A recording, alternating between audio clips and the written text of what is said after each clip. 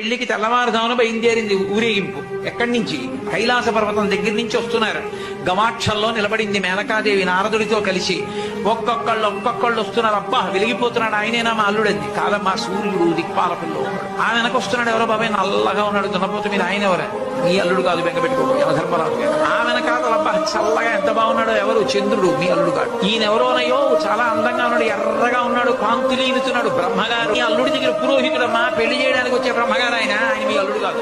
ఓ అలాగా, ఇతను ఎవరో నీలమేఘశ్యాముడు, చాలా అందంగా ఉన్నాడు, శాంతాకారం భుజగచైనం పద్మనాభం సురీశం. అమ్మా, ఆయనకి మీ అల్లుడికి భేదం చెప్పకూడదు కానీ ప్రస్తుతం మీ అల్లుడు కాదు.